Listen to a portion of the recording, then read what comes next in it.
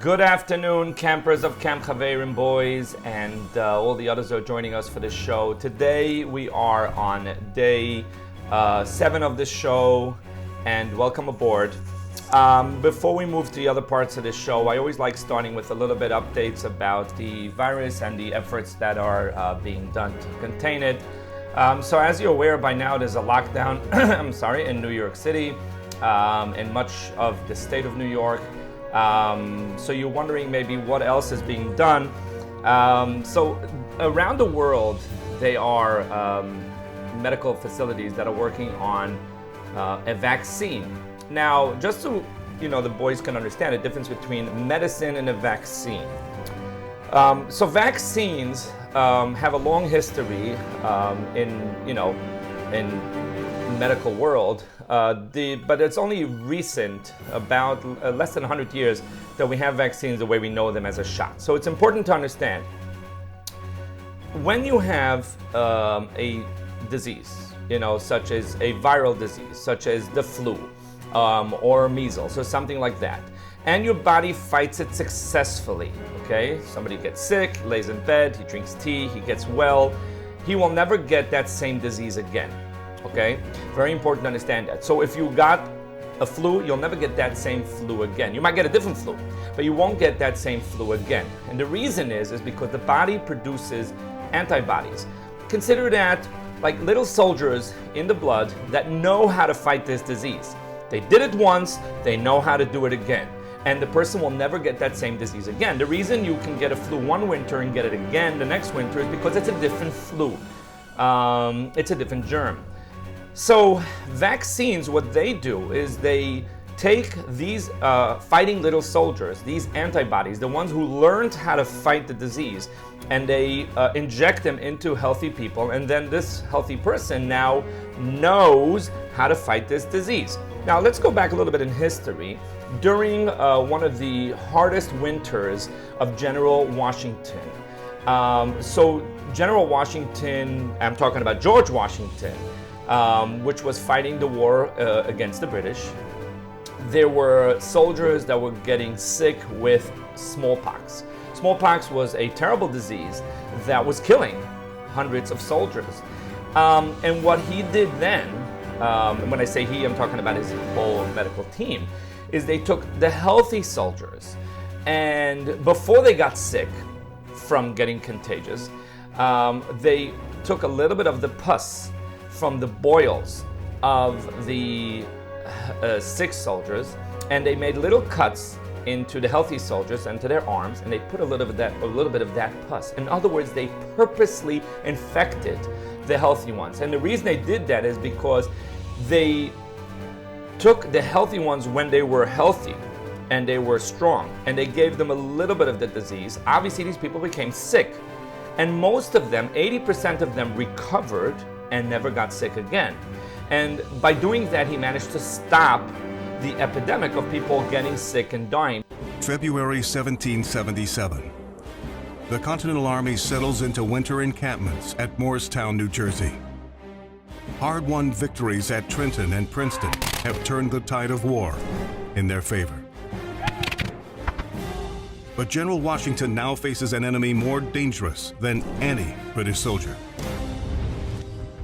In that day and age, it was normal that armies lost more men to disease than they did to battle.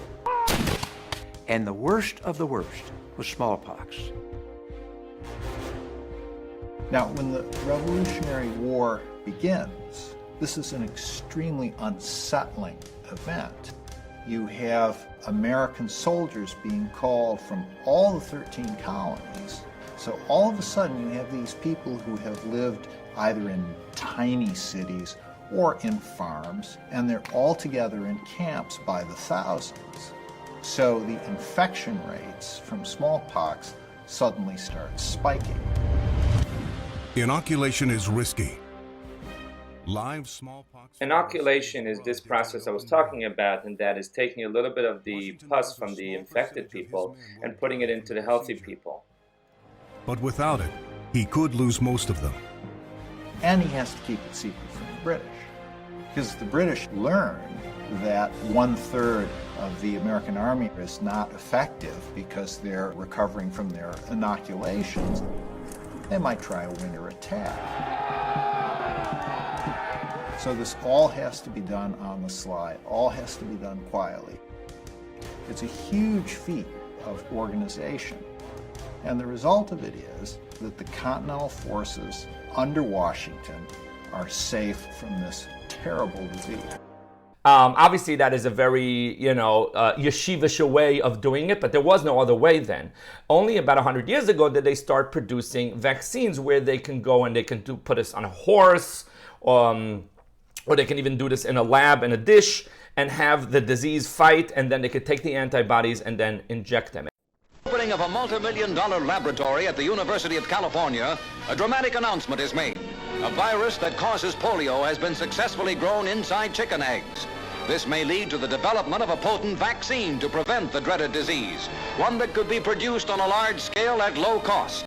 The vaccine, successful on monkeys, has not been tested on humans. The safe prevention of poliomyelitis may be on the horizon. And that's the kind of vaccines that we take as children. We take the polio vaccine, measles and rubella and others.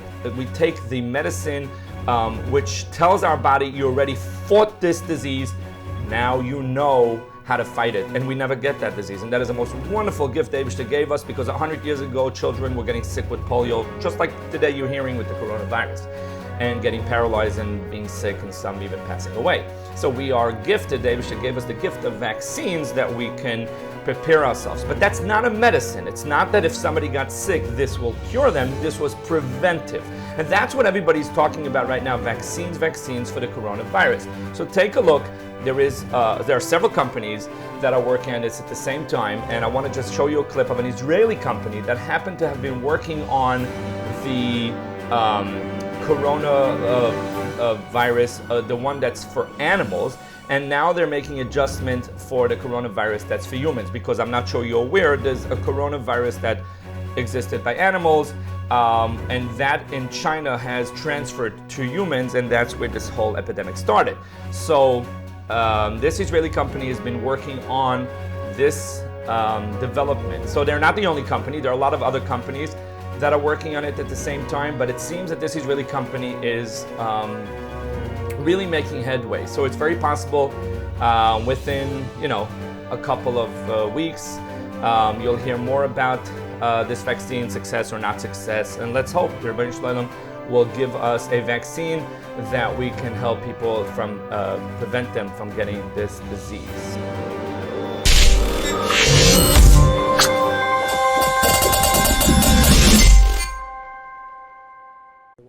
Since 2016, technicians at the Migal Research Institute have been working to prevent coronavirus in poultry.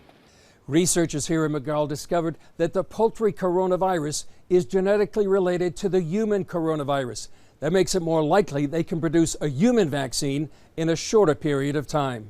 We've reached like a winning formula for vaccination of poultry, which worked very, very nicely. As Shahar and his team monitored the human coronavirus outbreak, they saw value in their years of research. We have a really nice results of our vaccines, which was developed in a new technology that was capable of stopping the infection of the IBV, of the avian coronavirus. I believe that in a very simple step of adjustment, we can adjust our vaccines, which was developed for avian virus, to the human coronavirus. If you induce an immune response against these proteins, and it works so well in poultry, there is no reason why it shouldn't work in human.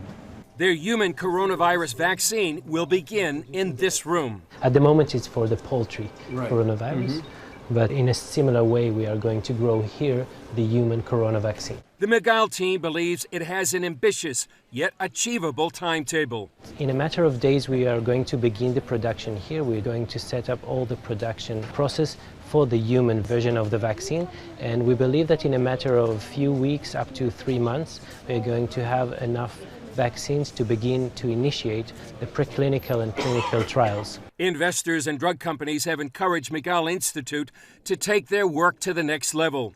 Once clinical trials begin, however, the regulatory authorities take over. We are very optimistic. We know that there is still a major step to do with the clinical trials. We hope we will be able to prove the safety of our solution, of our vaccines, and thereafter we really hope it will get to the people. Safety testing could take months and then up to a year before the vaccine is ready for mass production. To date, the U.S. National Institutes of Health considers the Moderna to be the most promising vaccine. While the folks at Migal realize the challenges, they hope their head start can be part of the vaccine solution for this global problem. We really understand the importance of the mission we are in at the moment, and I think that every one of us is recruited fully to do anything we can to advance our vaccine as soon as possible. And really, this is something that I think each one of us personally is motivated to do that, and we understand the importance. Chris Mitchell, CBN News, Migal Institute, Kiryat Shimona, Israel. So let's hope that soon, Be'ez Hashem, we'll be able to put this whole thing behind us. And again, I think we have to be thankful today because we're living at a modern time where this can be done in a lab and not, something that so many people would have to suffer through. Now let's move on to videos that boys sent in of things that they're doing during the virus. Thank you very much. Some of the boys are sending in of the different activities they've been doing. Take a look.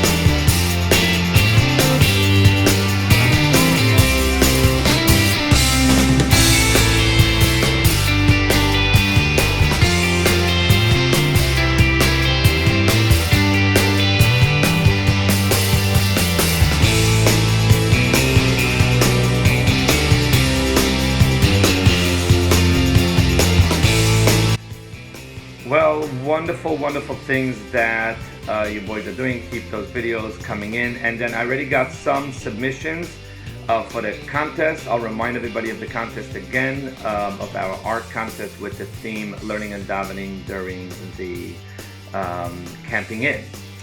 And now let's come on to one of our favorite parts of our day, our story continued by Avrami Bleich. Take a listen.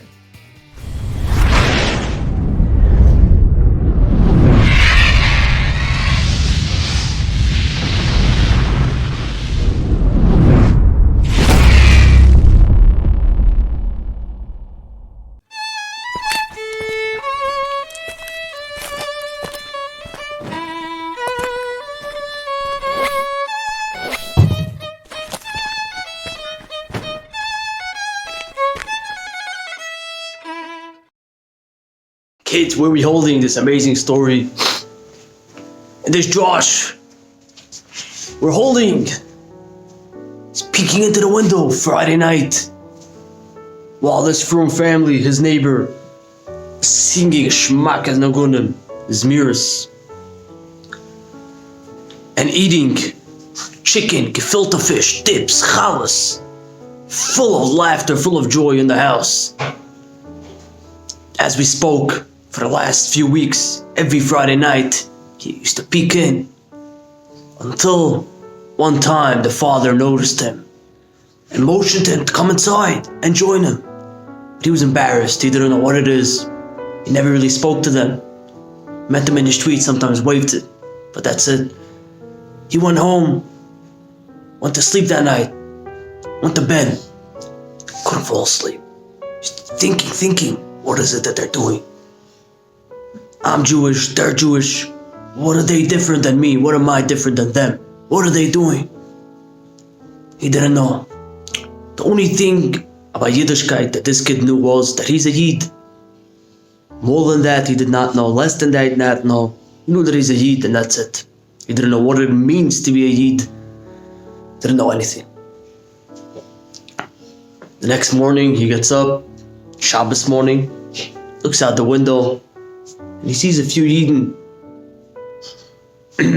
going home from shul. Kids, white shirts, fathers, nice big thing on the head. He's thinking, what is that? Talaisim. He's getting more and more curious, more and more, starting to think more and more. What's going on? What are these people doing? He said, it looks all nice, it looks beautiful. What is it? How can I know what this is? How can I find out? The whole Shabbos, he was sitting at home, thinking and thinking. His father came home and he realized his son is thinking about something. He's different. He asks him, Josh, what's going on? Tells his father, it's all good. Yo, Dad, it's all good. His father says, nah, what is it?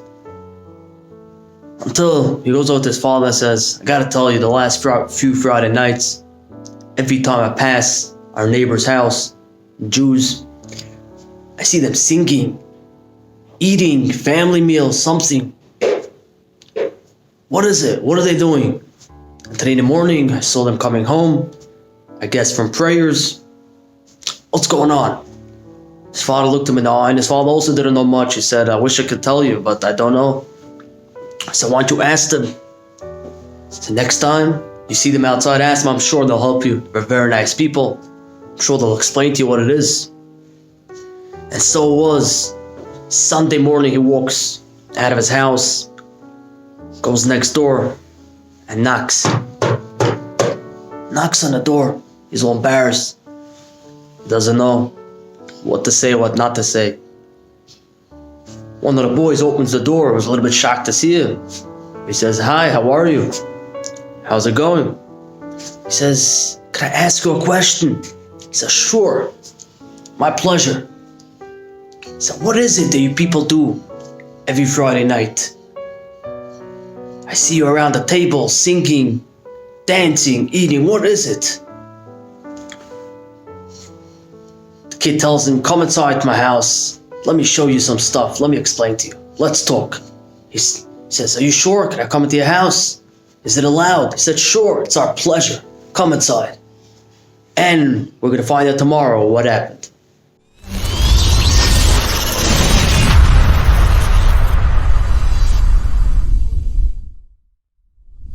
What a wonderful, wonderful story. Avrami, you're keeping us in suspense. We would love to know already the next part, but we will have to wait for tomorrow for that.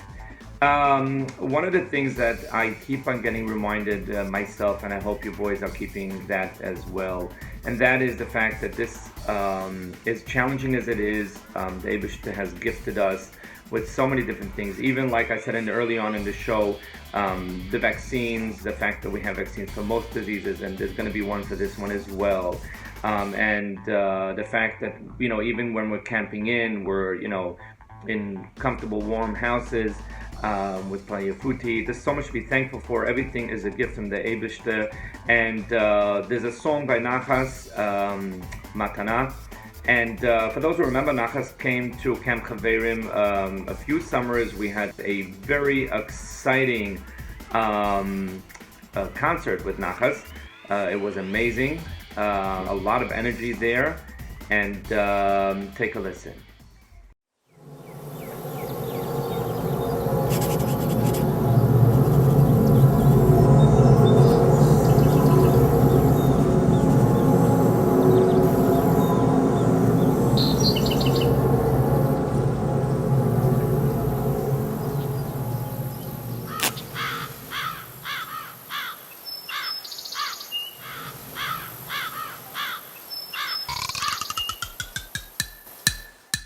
כל יום הוא ברכה, רק צריך את המחשבה. השם לי נותן רק טובה. כל יום שאני חי זה חסד עד בלי די, וגם מיום קשה ממש לא משנה. כל יום הוא ברכה, רק צריך את המחשבה. השם לי נותן רק טובה. כל יום שאני חי זה חסד עד בלי די, וגם מיום קשה ממש לא משנה. אני מודה לך כי נאה בך, לך טוב להודות, שבכל יום ויום, בכל לילה ולילה צריך להתבונן שהכל במתנה, כל אחד ואחד במקומו המיוחד, יומי בכל גדול ישתבח שמו לעד. שבכל יום ויום, בכל לילה ולילה צריך להתבונן שהכל במתנה, כל אחד ואחד במקומו המיוחד, יומי בכל גדול ישתבח שמו לעד.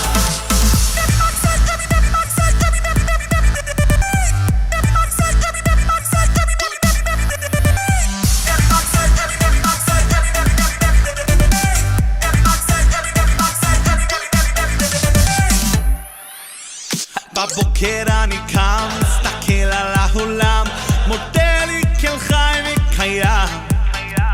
כל יום שאני חי זה חסד אף בלי די, וגם מיום קשה ממש לא משנה. אני מודה לך כי נאה לך, לך טוב להודות, שבכל יום ויום, בכל לילה ולילה צריך להתבונן שהכל במתנה, כל אחד ואחד במקומו המיוחד, יומי בכל גדול ישתבח שמו לעד. שבכל יום ויום, בכל לילה ולילה צריך להתבונן שהכל במתנה, כל אחד ואחד במקומו המיוחד,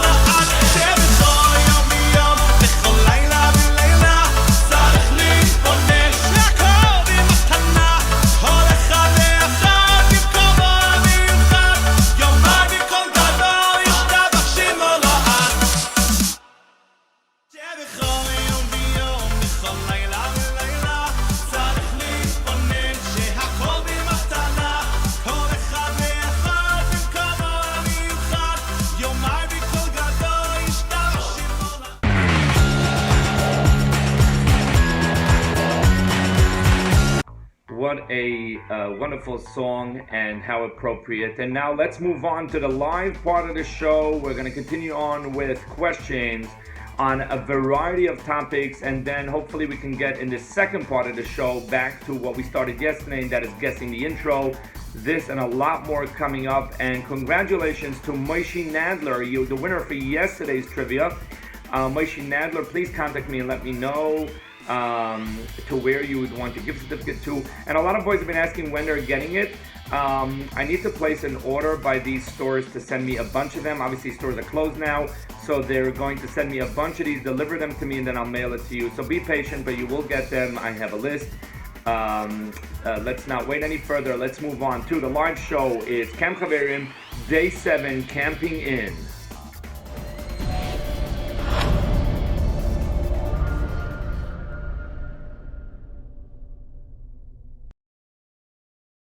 Oh, wow. What a beautiful and great day. Good to have everybody back on. Okay. First of all, I'm glad everybody got the memo about the fact that the show was taking place a little bit later today, from 4 to 6 instead of from 3 to 5. I'm a Stolning man, I'm a Stolning Chassid, and the Stolning Chassidim, obviously we're davening at home all this time. The Rebbe said we should be home and follow the medical advice that the city has been giving and following instructions. But also, what we did today is we had a Yom Kippur Cotton. So Erev Rosh Chodesh we have Yom Kippur Cotton, and what that meant obviously is we did not have Yom Kippur Cotton everybody in shul, but we all got onto a phone conference to have Yom Kippur Cotton. So that is the reason the Yom Kippur Cotton was at a few minutes past 3, and that's the reason that I had to postpone the show to be able to be together with other Yidden saying Yom Kippur Cotton. Rosh Chodesh is tomorrow. So yes, this is day 7, and what we're going to do is we're going to start now with some questions, continuing on Pesach and a bunch of other questions. What I'm going to ask is that, I want to give boys who did not get a chance to raise their hands. So what I'm going to do is I'm going to ask is that for today and tomorrow, just for today and tomorrow, next week we'll start again, but for today and tomorrow, if you already had a chance, don't raise a hand, unless of course nobody else raises a hand, and then I'll call on you. But if you already had a chance, don't raise a hand. This is where we can give everybody a chance, because my memory is not what it used to be. I don't remember who I called on, who not. So we're going to ask those who already had a chance to hold back today from raising their hands. And then today, Wednesday, and tomorrow, Thursday, the boys who did not get a chance will get a chance. Now again, if you're joining us for the first time, raising a hand is either a button on the bottom next to participants. I think over there's a button for a raising hand, or if you're on the phone, it's by pressing *9. Okay, let's begin with a question. We'll start with an easy question. There are several names for the Yom Tif that's coming up. For the Yom Tif that's coming up, and I don't mean Rosh Chodesh, I'm talking about the Yom Tif that's coming up in a couple of weeks that you're cleaning your house for, and that your mother is throwing half your toys out. That Yom Tif is coming up, and there is a couple of names for that Yom Tif. What are the names for that Yom Tif? If you did not have a chance, please raise your hand, and we want to be able to call on you. Okay, Herzog boys, you're on. How are you doing? Very good. First of all, how are you managing out there? I'm looking in the background. It looks like there is like a snack bar. Is that how it is every day of camping in the Herzog household? No, it's... You broke up. We couldn't hear you. What were you saying? It's what? Baking for Pesach. It's baking for Pesach. So is that Pesach cookies? It's shahakal cookies? Yeah. You're not even sure. You didn't eat any of them yet, did you? One. You ate. So what bracha do you make on it? Shahakal. Well, good. So it's shahakal cookies. Okay, maybe, as part of this show, you're going to put some in a box and ship it to me. Of course, I can't go pick it up. You can drop it. The post office is still working. And then we can do it here on a live show. I can taste it. I can criticize it. I can say it's good. I can say it's not good. Yeah, we could do that. Try that out. Okay, so what are the names of the Yom Tif that's coming up? Pesach, Chag HaMatzos, and Zman Cheruseinu.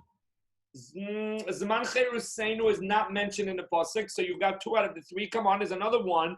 Chag HaMatzos, Chag Pesach, and Chag blank. Not Cheruseinu. That is in the Siddur. It's called Zman Cheruseinu, but it's not one of the names of the Yom Tif.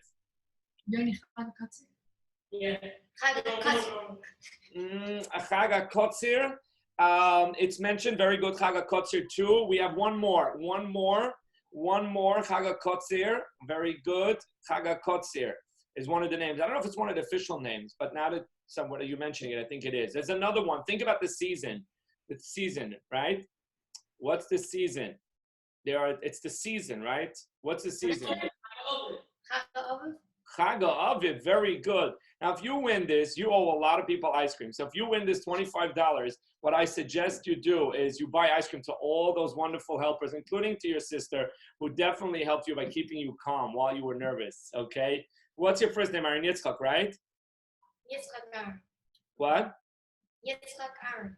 Yitzchak Aaron. Why did I think it was Aaron Yitzchak? You're telling me that for 8 years I've been calling you Aaron Yitzchak?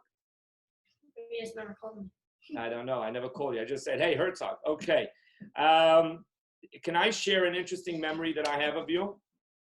No problem. Okay. Now, how old are you now? 12? How old are you now? It's Karen. You're 11. I remember when you were in Kachkas in Camp Chaverim. You were then 5.5 years old. And there was a show. We had a show on the first day camp. So like a magic show. And then the show was over. Everybody left besides one boy who was fast asleep on 2 chairs. And that was Yitzchak Aaron Herzog. That was my first memory of you. Like I was like, okay, I got to watch after the show. Here's a kid. You were young. You were 5.5. And you just fell asleep after the show. Maybe the show was boring for you. I don't know. Or you're just very tired. Anyway, it's like, Karen, great to see you on the show. That's correct. We entered your name there. Okay, let's move on to another question. Again, we're going to ask those who did not get a chance in the past week and a half. Okay, this is, again, what's an easy question. And that is, everybody knows that you used for the matzahs, you're supposed to use mayim shalonu. What does it mean mayim shalonu? Mayim is water. What's shalonu? What does it mean mayim shalonu? If you did not get a chance yet, raise a hand. Mayim shalonu. What does that mean, mayim shalonu? Baruch Brol, you're on. Water was overnight. Very good. Water that was overnight. You know, Baruch, I see your face every day because we put you in the video when we introduce all the videos. You see your face also? Yeah. So every day, you know, so it's unbelievable. I'm so glad that I picked such a tzaddik, a smiley face like you, to be on the every day. When I watch, I see again and again, I see your face. It's wonderful. So that's correct. Mayim shalonu, taich is mayim, Wasser shalonu vasam ibigenechtig, that stayed overnight. Can you explain what does it mean? Where they stay overnight? They have like an overnight trip? No, outside. Outside, like where? Where are they staying? By the window. Okay, in other words, the point is to make it be very cold because the water for baking matzahs should be freezing so that it doesn't warm up the dough and make it chametzik. Now, one of the ways, I mean, today we probably could put it in the fridge, but at the time of Chazal, the way was to get the water out in the afternoon and then let it stay overnight so it got cold. Because if it stayed in the well, it stayed warm. Believe it or not, waters that are, you know, in the oceans and stuff, they stay a certain temperature. That's why they don't freeze over on the bottom. So yes, Mayim Shalonu. Thank you very much, Baruch. It's really nice to see you. And I see you have your sister is joining us. Does she watch the show every day? Yeah. Okay, we can ask her questions too. What's her name? Ricky. Ricky. Okay, so sometimes, Ricky, if you know questions, when we do questions for Kita Aleph, Beis, and Gimel, you can answer those questions also, okay? But she's not in none of the classes. That doesn't make a difference. I want to make sure everybody understands, whoever is listening, I'm in kindergarten. that you don't have to be a camper and you don't have to be in any particular grade as long as you are watching the show, participating, you're welcome to answer. So if Ricky knows an answer, she's welcome to answer, okay? Thank you. Thank you. You're welcome. I'm in kindergarten. Well, you look very smart, and I'm sure that in kindergarten you learned a lot of different things, right? So if there's an answer that you know, don't worry, just raise your hand. Baruch will show you how, and then you can come on and answer. Okay, thank you very much. Now let's move on to another question. Okay, this is going to be a little bit of a tough question. Maybe not so tough, but we're going to try to make it. Try to make it tough, because every time everybody knows all the answers and I don't, because I had to look it up, it makes me feel not so smart. There's nothing wrong with being not so smart, but I'm trying to make tough questions. Okay, and the next question is, everybody, if you know, coming up Pesach, there's going to be 2 on the calendar, 2 hours that you're looking out for. The Zman, the time to end the eating chametz, Zman achilas chametz, there's a certain time, no more eating chametz, and then an hour later, no more having chametz, and therefore you got to burn the chametz. Why those 2 times? I mean, if you stop eating the chametz, shouldn't you burn it? And if you're burning the chametz, shouldn't you stop eating? Like, what did we have 2 times? First, it comes a time, no more eating, no more. And then an hour later is no more having, and you have to burn the chametz. Excuse me. So what is the reason for that? Let's call on, we got with us, I'm sorry, where do we go here? Mati Hasenfeld. Wait, I'm trying to, wait, whoops.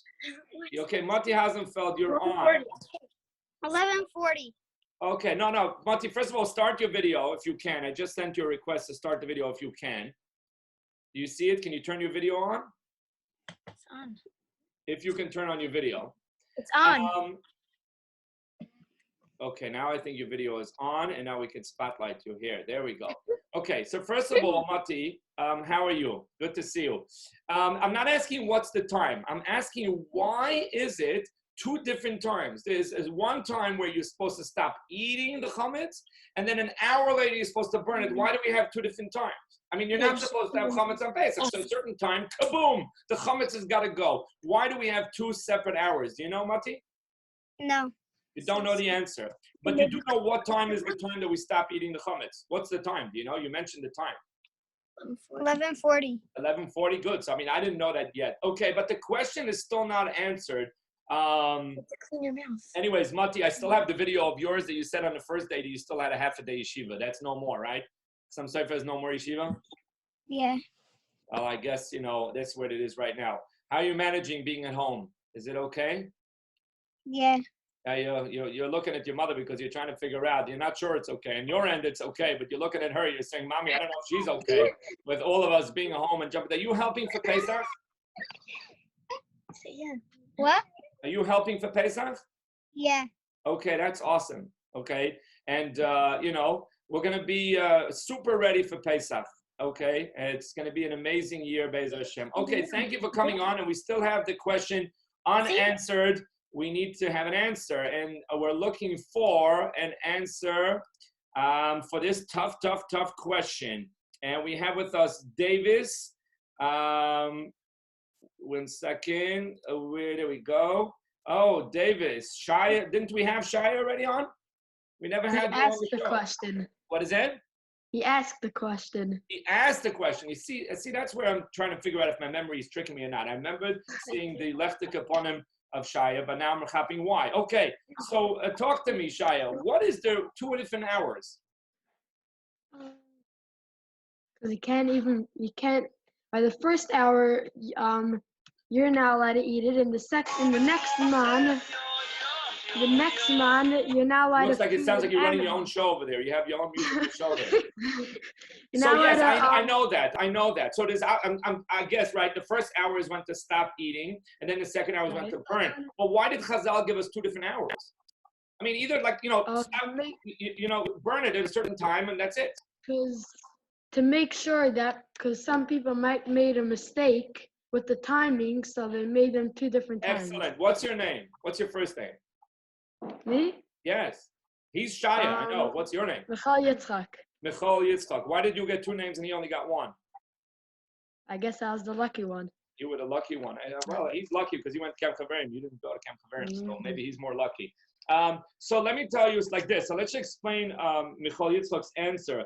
Chazal tell us is that because there's really, from the Torah, there's really only 1 time. In other words, a certain time you got to get rid of the chametz. You can eat chametz till the last second, but Chachamim said, what happens on a cloudy day? Don't forget, they didn't have clocks, they wouldn't have phones, that can tell you, the time. They definitely didn't have flashy things you put in the ear that can even like speak to you the time.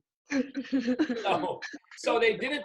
So what happens is everybody looked and kind of looked at the sun when it went up, and when it was like like that, that's already chatzois. So Chachamim said, no. First of all, let's stay away from trouble. So they made us burn the chametz an hour before chatzois, and they said stop eating chametz 2 hours before chatzois. This way we don't chas v'shalom come to this terrible thing of having chametz on Pesach. That's where it comes from. So you're right, Michal Yitzchak was right, and that is that Chazal were worried people are going to mix up the time because the only way to know time was through looking at the sun. So yes, very good, Michal Yitzchak. But if you do win this, buy Shaya something nice. I'm saying. Okay, thank you very much for coming on. We're moving on. That was a good answer. Okay, let's move on with a question for Kita Aleph, Beis, or Gimel. We're going to lower the hands and we're going to ask for boys in Kita Aleph, Beis, or Gimel who didn't get a chance in last week. If you didn't have a chance last week and you're in Kita Aleph, Beis, and Gimel, can you tell me what are the 5 chumashim, right? We have Chamisha Chumshei Torah. The chumash is divided into 5 parts. Can you name those 5 parts? What are the 5 parts? Okay, we have with us Sholson. Sholson, you're on. How are you, Tzaddik? Okay, you want to tell us what the 5 parts are? Are you ready? Yeah. Okay, what are they? Go. Awesome. Which cheder do you go to? Stalin. Which one? Stalin the cheder? Yeah. In Lakewood? Yeah. So because I'm a Stalin, I'm going to tell you it's the best cheder, right? Yeah, but not only because I'm a Stalin, because I'm guessing did you have a Rabbi Perlowitz? Yeah. Is he the Rebbe this year? No. He was last year? Yeah.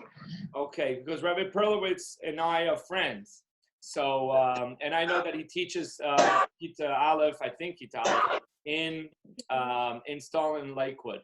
So you're very lucky. I mean, I'm seeing on your smile on your face that you feel very lucky. So yes, first of all, what's your first name? Let's write you down. Yossi. Yossi Sholson. Okay. And the truth is, I should have remembered that you're in Kita Beis because I remember last year you were in Kita Aleph at Camp Chaver. Well, I see your brother is very shy. You can tell him he can come on. You can show his face. How are you, Tzaddik? What are you so shy about?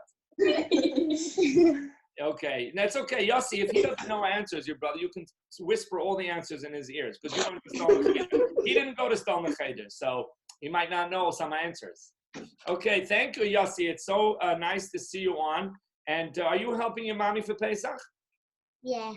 Okay, a lot or just a little? A lot. A lot. Like what kind of stuff do you do to clean for Pesach? I don't know. Well, what kind of stuff do you do? Like, do you eat up all the chametz? That could be a way to clean for Pesach, by eating up all the chametz. I've been working very hard on that. When I see chametz, I vacuum. You vacuum? Yeah. Okay, did you find any sneaky chametz when you were vacuuming? Was there any sneaky chametz somewhere? Yeah. What kind? What was the sneakiest chametz you found? Under the table. Under the table. One of the things that people find all the time are Cheerios, and I think the reason is because Cheerios are round. We should call the company Cheerios and make Cheerios square, that they can't roll under the steam, they can't roll under the cabinets.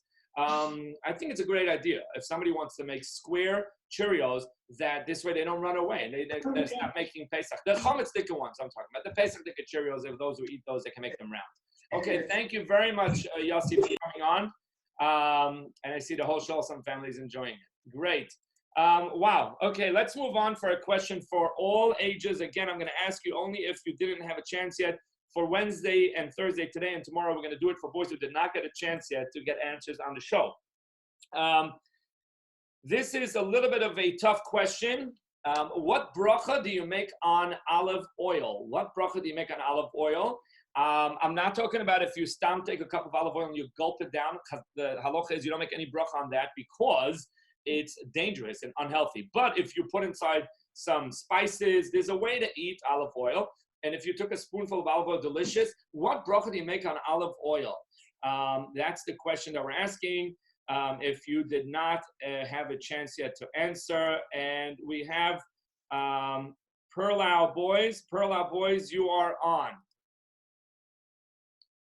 How are you doing, Perlau Boys? 1 second, we don't hear you.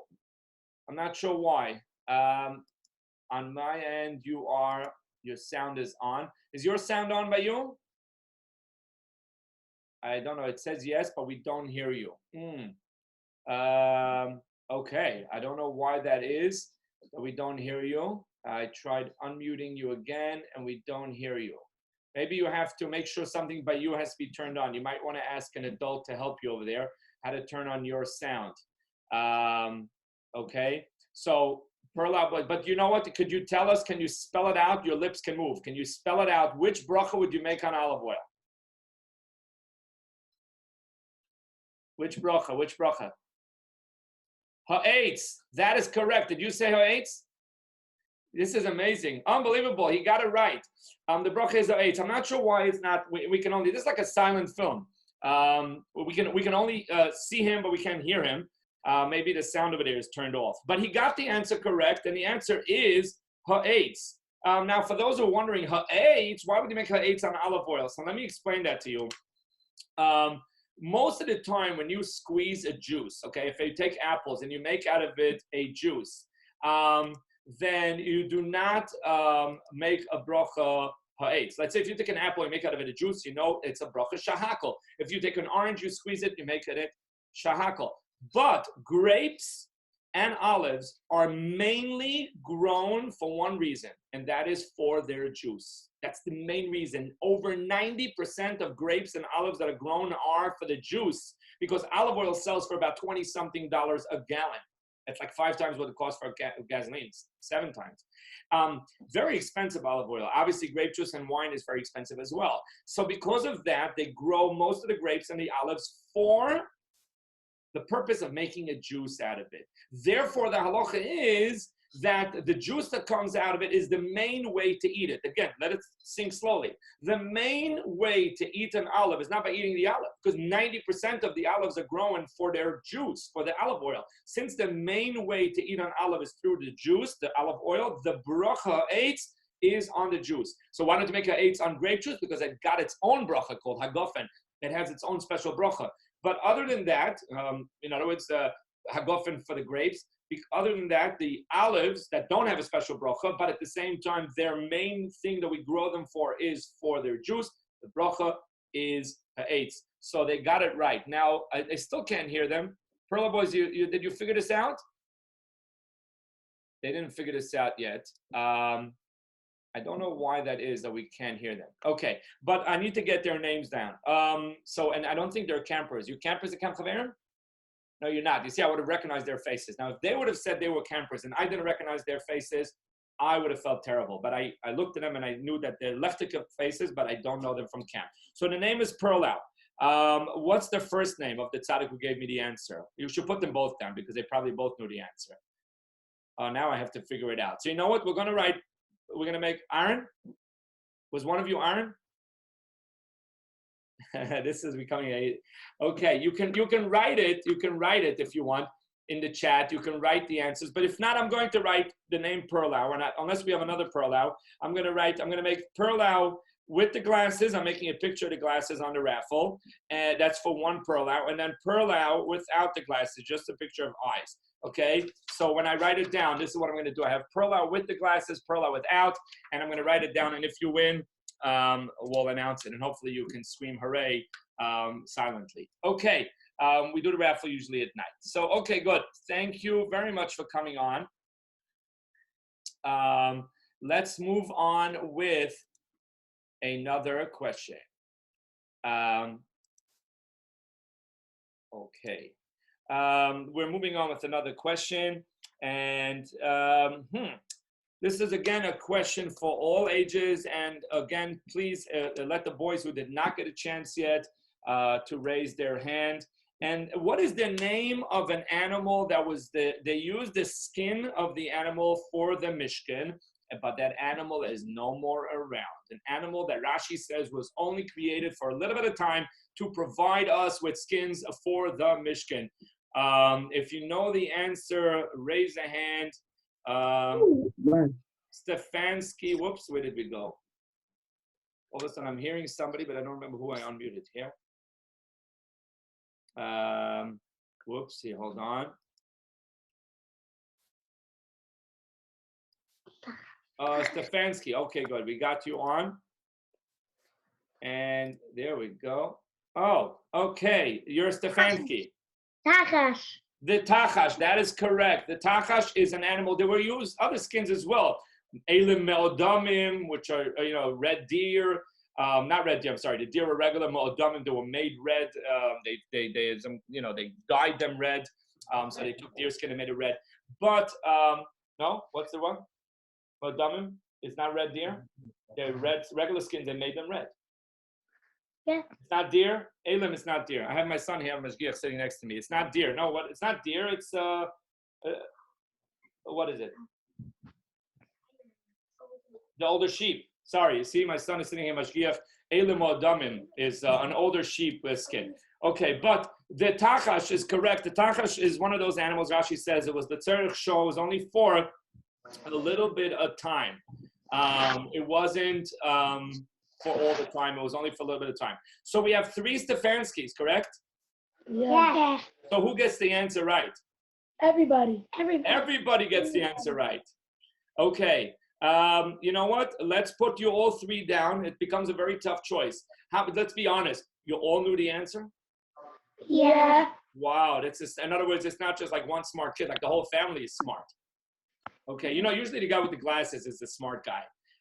That's usually how it is. But because like he's always reading books and stuff, he gets glasses. But it looks like over here everybody's smart. Okay, so give me your names. Moshe Arimoti. Moshe Arimoti. I got it. It's writing it down. And Ari Stefanski. And Mati Stefanski. Okay. Where are you, in Borough Park or Lakewood? Borough Park. You're in Borough Park. This is the only Stefanski camper I ever had. Was from Lakewood, and they were a Litvisher family. So I don't know if you're related to any Stefanskis. You related to Stefanski in Lakewood? Yes, second cousins. Second cousins. So that means you send them Sholach Munis or you don't? No. No, you don't. Okay, so you don't really know that. That's the answer. Okay. Fantastic. Thank you very much. Which Chayda do you go to? By Sitzchak in Square? Okay. By Sitzchak is on next to Rosner's, right? Right. Okay, excellent. Okay, I do have campers from there, but I can't recall what's the names of any campers from Beis Yitzchak. Either way, fantastic. Thank you for coming on the show, and good luck with winning. Okay, let's move on. Wow, time is flying. We still have the second part of the show. I did not bring this time an interview with a special guest because it eats up all my time. So I did not do anything. I just allowed more time because a lot of boys said they didn't get a chance to get picked.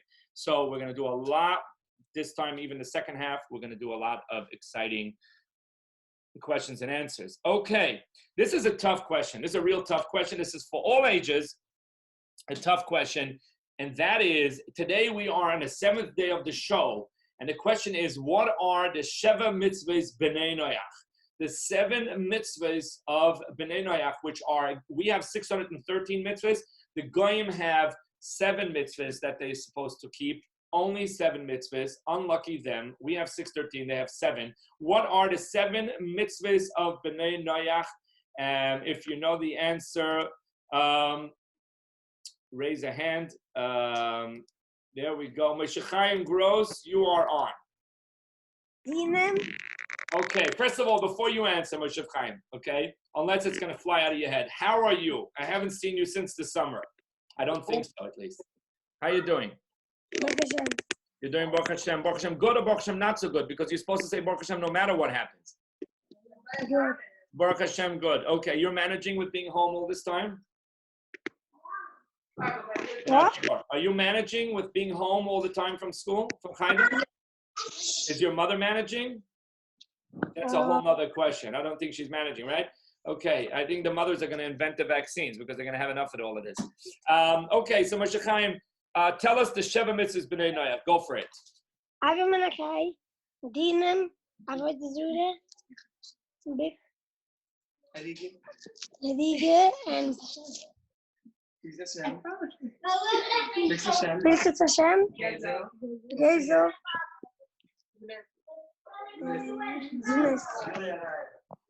You got the answers right. Fantastic. I want to take a minute to explain it slowly.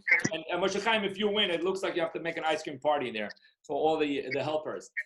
So let's explain what the Sheva Mitzvah Noach are. Ever min hachai. Ever min hachai means is that they're not allowed to eat from an animal if they didn't kill the animal. They don't have to shecht it. They have to kill the animal. They can't just slice off a foot of an animal and just eat it.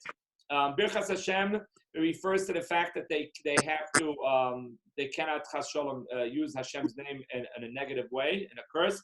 Gezel, they're not allowed to steal, not even not even a penny. They're supposed to make court cases, dinim, like the Supreme Court, etzem, or any court there is a mitzvah for them to have. Hariga, they're not allowed to kill. Avodah Zarah, they're not allowed to believe in Avodah Zarah. And Znos, they're not allowed to marry certain people. There's halachas who they could and can't marry. Those are the Sheva Mitzvahs B'nai Noach. So you got the answer right. That was fantastic. What's your first name again? Moshe Chaim, right? Mm-hmm. Moshe Chaim Gross. I'm always mixing you up with Ari. Is Ari there? Menachem. Not really. Menachem, sorry. Menachem. Is Menachem there? I saw him pop in for a second. Where's Menachem? Menachem, what are you so shy? Menachem. Menachem. I want to ask him a question. Menachem. Yeah. Remember when you swallowed a penny before the carnival? Yeah.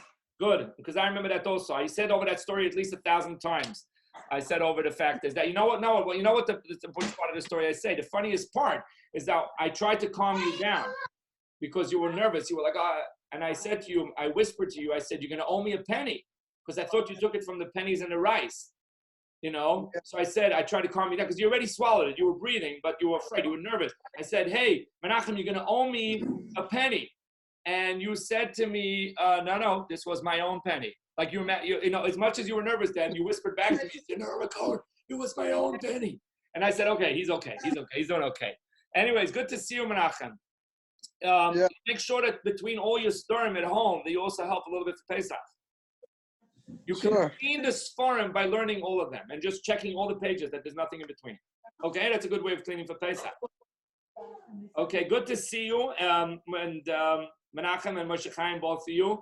And we got 2 more minutes before the second part of the show. Let us move on with another question. That was a tough question. I thought that was going to be tough. I thought guys are going to have to look it up. You see, I didn't know that answer. I had to ask my daughters that answer. Because first of all, the girls learn 1,000 times more these kind of things. So let us move on to another, what I think would be a tough question. Let's move on to another tough question. And that is, again, we're talking about the 7th day of the show. So let's ask something that has to do with 7. And that is, what are the names of the 7 Nevios? We had a lot of Neviim. Yirmiyah Navi, Yeshaya Navi, Chagai, Shmuel, a lot of Nevi'im. What are the name of the 7 Nevi'os? The 7 Nevi'os, women that were Nevi'os. What are their names? And we have a phone caller, 2296. You're on. 347-370-2296. You're on. Sarah, Miriam, Devorah, Hannah, Abigail, Huldah, Esther. That is wonderful. Wow. What's your name? What's your name? What's your name? Shimon Kleiner. I got the Kleiner part. What's your first name? Shimon. Oh, Shimon, my camper. Shimon Kleiner. How are you? Good. Unbelievable. For a second there, I was trying to figure out, if who it is that got this answer right away. So, the first time around. But now that I know it's Shimon Kleiner, that makes sense. And one of my smartest campers. How are you doing, Shimon? Good. You're managing being home all day? Yeah. Well, it's not easy, right? Right. Well, if you would rather go to school? Yeah. Oh, wow. You'd rather go to school. Look, I'm glad, I'm sure your Rebbe will be happy to hear that. The principal will be happy to hear that. But yeah, don't worry about it. The Eibishter will take care of us. This will be over soon, and we will go back to school. Anyways, good to hear from you, Shimon. I'm so glad you came on the show. And yes, I entered your name into the raffle. Okay. Let's move on. We'll take one more from a Kita Aleph, Beis, or Gimel boy who did not have a chance to answer before we move to the second part of the show. If you are in Kita Aleph, Beis, or Gimel and you did not have a chance to answer, now is your time. And the following question, it's an easier question, and that is, what is the seventh Makkah? We have Dam Tzefardei Akinim. What is the seventh Makkah? If you're in Kita Aleph, Beis, or Gimel, and you did not have a chance to answer. Okay, let us find, okay. We got somebody here, Fagi, I don't know who that is. I don't know, 1 second, let's unmute it. Whoops. Okay, now they're on, I'm sorry. What is the answer? Hey, good to see everybody. So what is the answer? Which one over here is the Kita Aleph, Beis, and Gimel, by the way? Barad. What is it? I'm sorry? Barad. Barad. Yes, that's correct. Barad is the seventh Makkah. Wow, that's correct. What's your name? Brachi Gansvi. Brachi? Gansvi. I'm sorry, you broke up. I couldn't hear the last name. Brachi Gansvi. Gansvi? Okay, you are in Muncie, right? No. Where are you from? Lakewood. From Lakewood. Okay. You're related to all the Gansvis, the Grosses, that's the one? Yeah. Cousins. Cousins. Okay, excellent. Because we have some Gansvi campers in the camp, so in Camp Chaverim. So it's good to have you on the show, and you got the answer right. And by the way, the Barad, the seventh Makkah of Barad, was one of the amazing nisim, is that there was fire and water mixed together. Usually fire puts out the water, water puts out the fire. You can't have both together, and Barad was one of those that had both together. So you got the answer right. Thank you for coming on this show. And right now, let's move on to part 2 of the show. We're going to do a lot more because I'm getting... a lot of people saying, hey, I wasn't picked. That's why we tried doing it, that we, give boys or girls, participants who did not get a chance to get a chance first.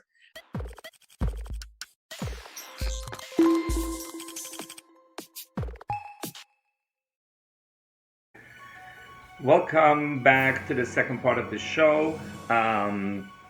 So we started last week, we spoke a little bit about Keverocho, the one of the places that is very dear and close to Klal Yisrael. Today I want to talk about the Koisel, but not just about the Koisel itself, which I'm sure if you've been to Israel, you visited there, but even if you haven't, you know about it. A little bit about the parts of the Koisel that you don't see, and some interesting facts about the Koisel.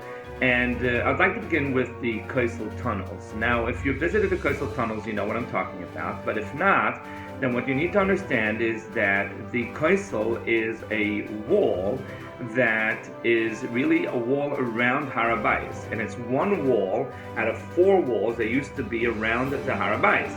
Now, the other ones were destroyed during the Churban, and the Koisel Maravi, as the Eibishter promised, it was going to stay, and the Shechina Kedusha never left it, the Kedusha.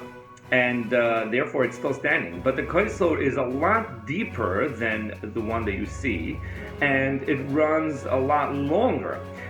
So just a little bit of history about the Koisel. The Koisel, like I said, has been around since the Churban, and everybody's davening there since. But over the years, the Arabs built houses all along the wall. They kind of used that one wall of the Kaisel to be a wall of their house, and they built houses all along, leaving a tiny little part. And up till 1967, there was only a very small part that was open that people can come daven. And even there, you had to go down a bunch of steps. There was houses all around. The Arabs didn't care much about the Kaisel, and they cared at all. And they built houses all around. And not only they built houses all around, most of the Kaisel was buried underground because over the years, houses and collapsed and stuff over the different generations. And the Kaisel, like I said, running much deeper, and their houses and stuff being built much higher up. From here we pass along a narrow street to another place of sanctity. The Jews, who never enter the Haram proper for fear of desecrating the Holy of Holies, come here to its walls, which are said to be part of the foundation of Solomon's temple. Since the Middle Ages they have come from all over the world to this, the wailing place, and have stood before these stones to pray and to lament the downfall of Jerusalem, the venerable capital of the Israelite Empire.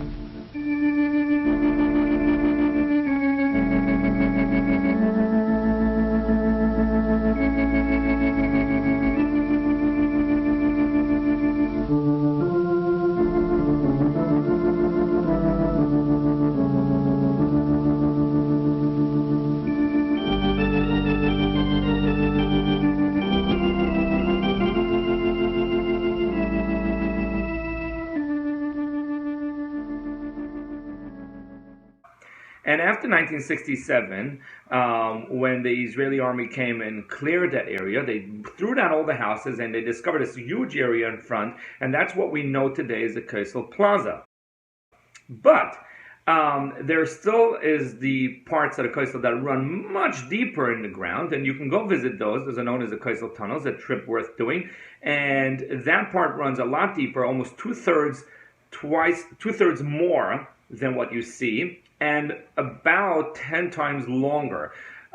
So yes, it's worth a trip down there. Take a look a little bit about the Kaisel tunnels.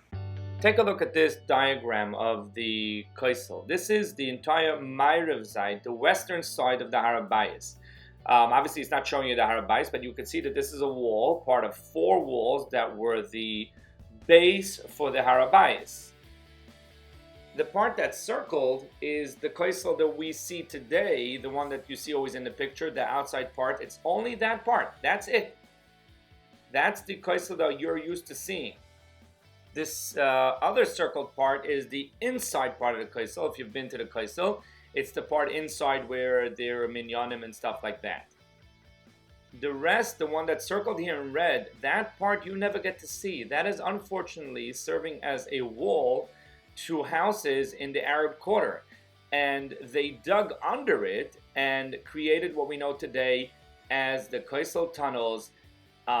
You can go under and you go not only deeper to the deeper parts of the Kaisel wall, but you also go along that wall much further, and you're really going under all the houses.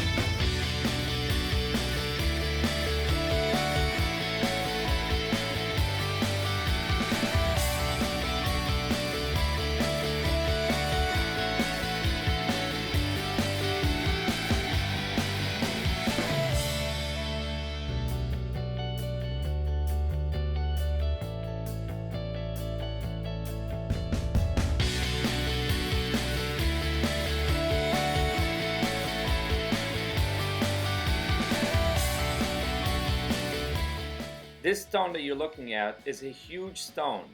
I don't remember its exact dimensions, but you can just get a look from it, just take a look how long it is. It is tens of feet long and it weighs hundreds of tons, like a few Boeing planes. The carves that you see in the wall, the holes, is where they used to stick beams. Not necessarily at the time of the Beis Hamikdash. Unfortunately, after the Churban, when the Goyim did what they wanted with our Halik wall, they stuck beams in there that supported their houses. But this is the Kaisel. Now here you're seeing other parts that they, so to speak, kept on digging that have whole Yerushalayim streets from the time of the Bayis Sheni intact almost. And it's fascinating to walk down these same paths that would have been at the time of the Beis Hamikdash.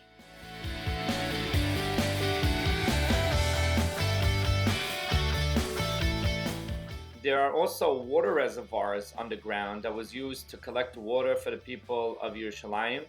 The water reservoirs are still there. Like I said, it's worth a trip to go back in time and to just give us a little bit of a glimpse of what it was at the time of the Beis Hamikdash.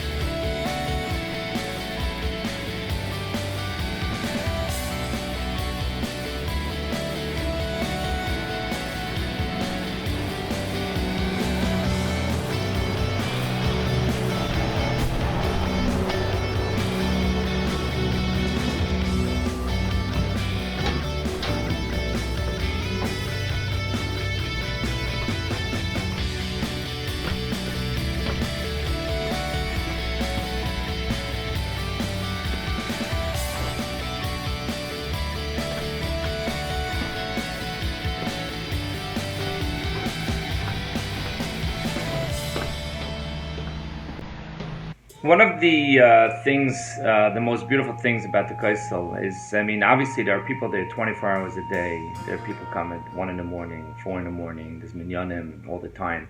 But there are times that there are thousands and thousands of people. And two of those times are the Birchas Kohanim, that they do usually one of the days of Chol HaMoed, and there's usually over 100,000 people that come. There are thousands of Kohanim and hundreds of thousands of Yidden who come. And it's an amazing sight to be part of such a big group of Yidden. That's like all the Yidden in the Sima Shas in the plaza.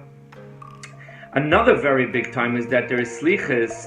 The Sephardim who start Slichas already from Rosh Chodesh Elul. They have one or maybe more than one time that they come together at the Kaisel, and again they have tens of thousands of people davening together. It is heartwarming. Take a look.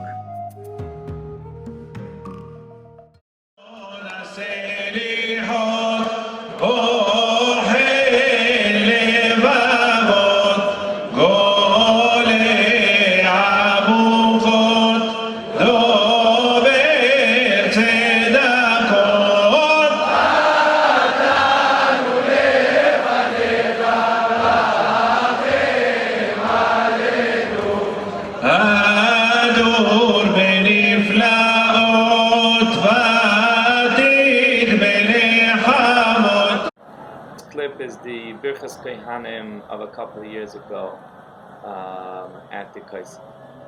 Chol HaMoed.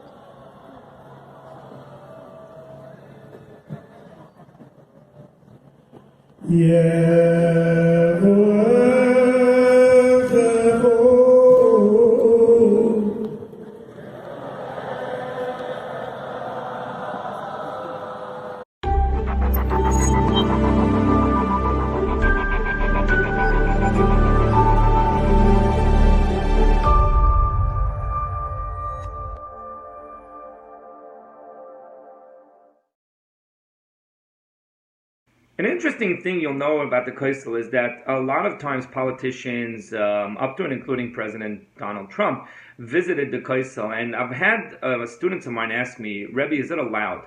And an interesting thing is that Shlomo HaMelech davened when he built the Beis HaMikdash. And he said, Ribono Shel Olam, I want that when Goyim come, and Goyim came, they came. Goy is allowed to bring a korban. A Goy is allowed to send a korban. And he said, when a Goy comes to daven, I want you to grant him, to give him whatever he asks for.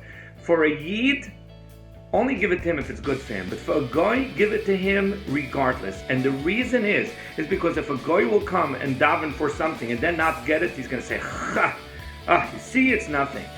A Yid knows. Sometimes the Eibusha says no. And therefore, Shlomo HaMelech davened and he said, when a Yid asks, only give it to him if it's good for him. You're the father, you know if it's good for the child or not. But if a goy comes and asks, give it to him so that the chas v'sholom, a goy shouldn't walk away saying there's nothing here. And goyim have been visiting. If you've been to the Kosel, there are goyim coming all the time. Dignitaries have been there. The president has been there. I guess if they ask, they get what they ask for without the considerations if it's good for them or not. This is when the president visited Israel a year ago.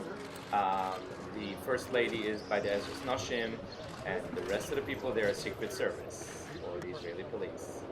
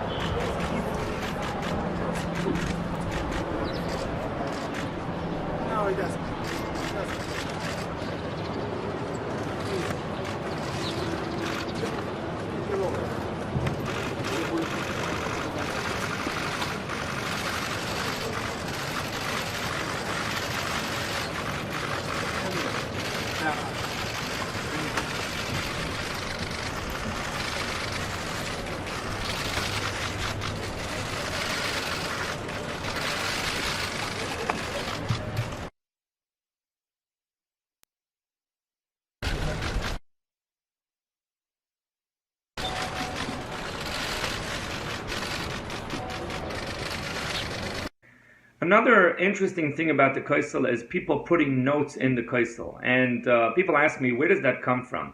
The first one that we know to do that was the Rachaim HaKodesh. It's a story where the Rachaim HaKodesh sent a note with someone for refuah, and he told him to put it in the Kosel. And inside that note, it said, it was the Rachaim HaKodesh writing to the Shechina Kedusha, to the Rebbeinu Shalom, to help this person, and the person put it in the Kosel. And since then, it became a minhag in Klal Yisrael to put the notes in the Kosel, and there are thousands of notes in there. And once a year, if I'm not mistaken, it's either before Pesach or before Rosh Hashanah, they come and they clear out all the notes and they bury them, they put them in Keniza. An interesting fact, by the way, is that if you send a letter in Eretz Yisrael or to Eretz Yisrael and you address it to Hashem, to God, and there are a lot of goyim who do that. They send letters to Israel, dear, it says on the outside, God, Israel. Those notes go to the Kosel. An interesting fact that you might have not known. They take them and they put them in the Kosel. Not that the Eibishter is at the Kosel more than other places. The Eibishter is all over, but that is where Klal Yisrael has been going for all these years to daven. So take a look as how they clear the notes once a year.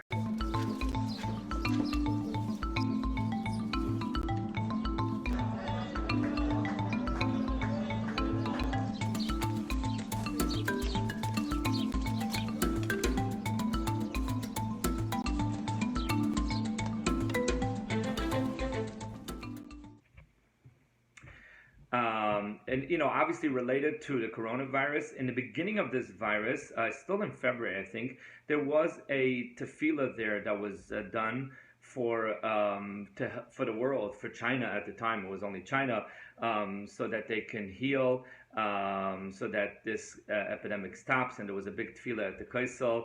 Obviously, from then, the situation has deteriorated across the world, and even in Eretz Yisrael, they made a lockdown, and the Kaisel itself was kind of not closed off, but I think there was limitations of how many people. And you'll see these images of they gave instructions not to kiss the stones of the Kaisel and not to congregate all together. So yes, even a place like the Kaisel being affected, but we have a guarantee the Shekhinah HaKadoshah has never left this special Halakha place. As you can see, they used the tape to break up the parts so that not too many people congregate in one area at a time.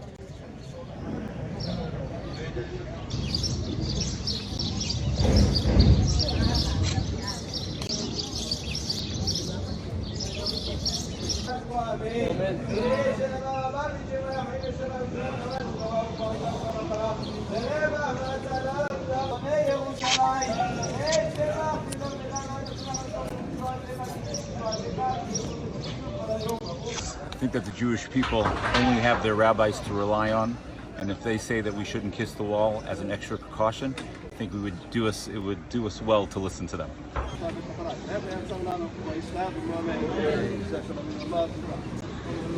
If any guy will come to the Western Wall and will touch it and kiss it and will become sick, I think it's not worth it.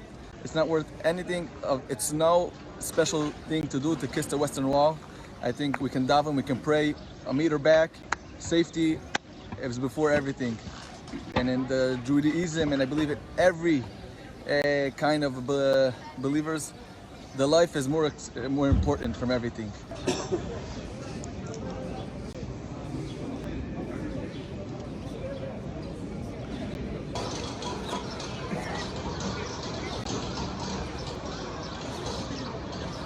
Well, Klal Yisrael is waiting for the Beis HaMikdash to be rebuilt, and a beautiful song, Yibona HaMikdash, by a boys choir, the Shir Chadasha boys choir.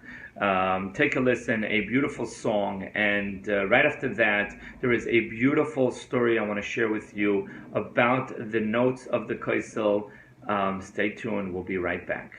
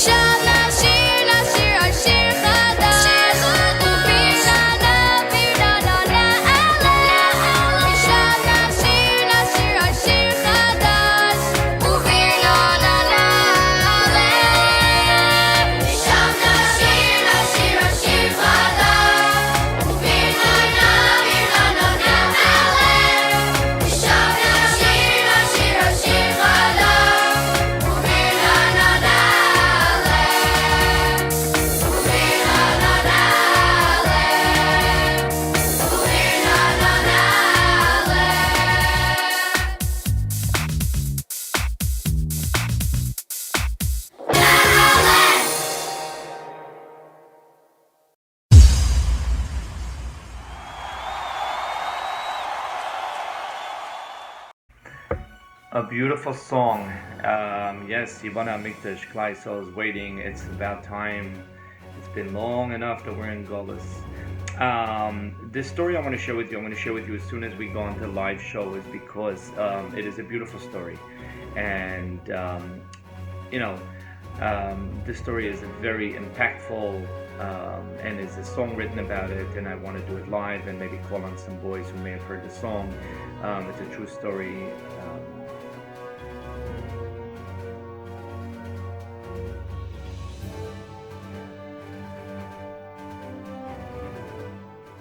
Camping in Chaverimboyz, day 7.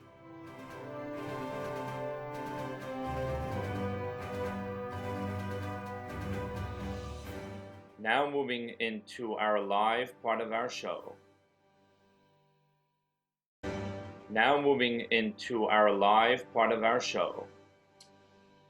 Okay, welcome back, everybody. So before I want to share a story with you, and then I also want to play the game. There's a lot we want to do in the next half an hour. Wow. Okay, yesterday we ended up going over time. We'll try to stick in a lot. Now, one of the things that I want to ask, and if boys who have visited Eretz Yisrael and who are maybe at the Koisel tunnels, or maybe have some story to share about the Koisel, I would love to hear their story. So if you visited Eretz Yisrael and you have a story to share about the Koisel, I don't mean like a long story, just like an impression about the Koisel tunnels, I would love to hear. Raise a hand.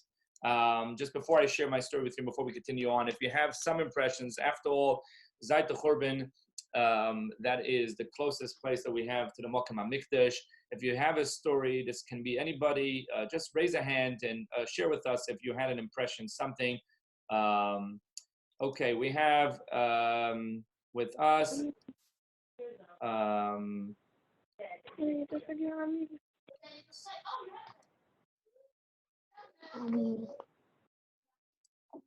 second. We have with us Davidowitz. Davidowitz, you're on. What's the... Oh, we had you on. Hey, welcome back. Welcome back. Yes, welcome back. Okay, good. So you wanted to share with us? It was just a question. Did you ever visit the Koisel? No. You didn't visit Koisel. Okay, good. So the question was really simply anybody who visited the Koisel, if they want to share a little bit of their impressions. So, okay, we'll mute you again. Okay, anybody else who wants to just share if they were at the Koisel? And Ellie, we have Ellie. Ellie, you're on. You're talking. I didn't really know. We have an Ellie. Ellie, somebody, Ellie? Ellie is on. If you start your video, we can see. Oh, there we go. Okay, Ellie. Oh, this is the Northern Lights. Oh, how are you? What's the secret name? Ellie. You just say, Okay. I guess it was Ellie that chose the name because it wasn't you. Okay, so what do you want to tell us about the Koisel? It was very nice. You visited there? When did you visit? With your whole family? Yeah. And you remember the moment you walked close to the Koisel the first time? Yeah. What did it feel like thinking that this was where the Beis Hamikdash was? This is the last, remaining wall. But really, this was a place that Klal Yisrael came by the thousands for Pesach, and it felt close to the Eibush there. What was that feeling like? Like random. It was random. You just couldn't connect. Did you do the Koisel tunnels? Yeah. And wasn't it amazing? Yeah.